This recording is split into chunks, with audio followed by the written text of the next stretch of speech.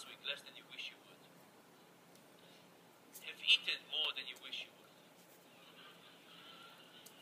Have had more unprotected sex than you wish you would?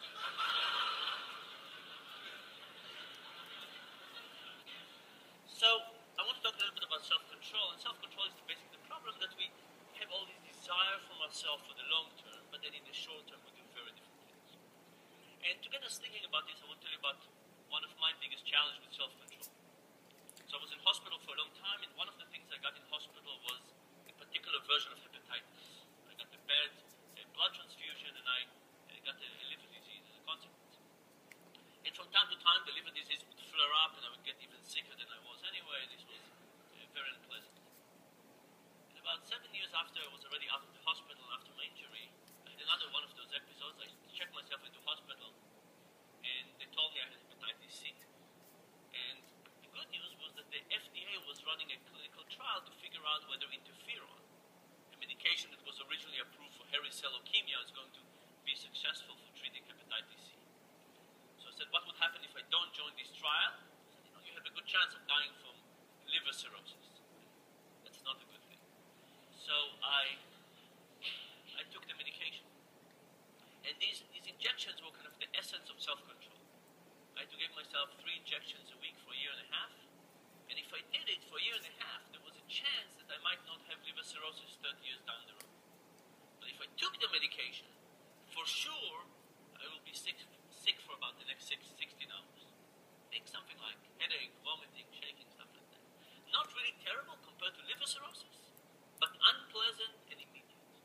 And the fact is that when we are facing those decisions between something that is immediate and unpleasant versus something that is good, really good, but in the long-term future, we often over-focus on the present and sacrifice the future.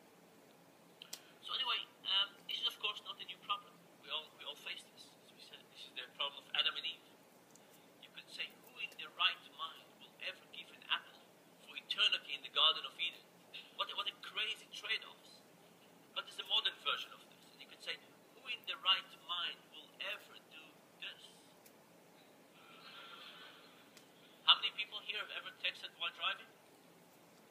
I mean, it's an incredible thing, right? And you say, it's not the case that you said to yourself, how much do I enjoy living? How much do I not want to kill other people? How important is this text message right now? And you said, yes, let me do that. No. Instead, what happened is that the impulse to answer this vibrating phone or to answer the ring overtakes us, and we do lots of bad things as a consequence. So think about it the following way. Imagine I gave you a choice between half a box of chocolate right now or a full box of chocolate in a week. And I took, this was fantastic Lynch chocolate, and I passed it around, and you could see it and smell it. And you could choose between half a box of chocolate now or a full box of chocolate in a week. How many people under those conditions would delay the choice? Say, I'll wait another week for another half a box of chocolate.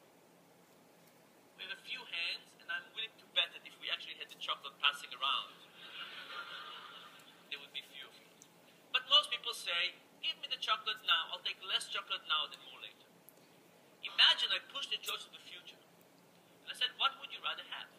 A half a box of chocolate in a year or a full box of chocolate in a year and a week?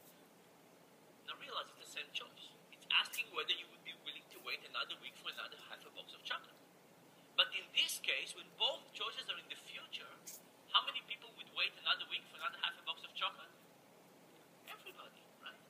Because in the future, we are wonderful people.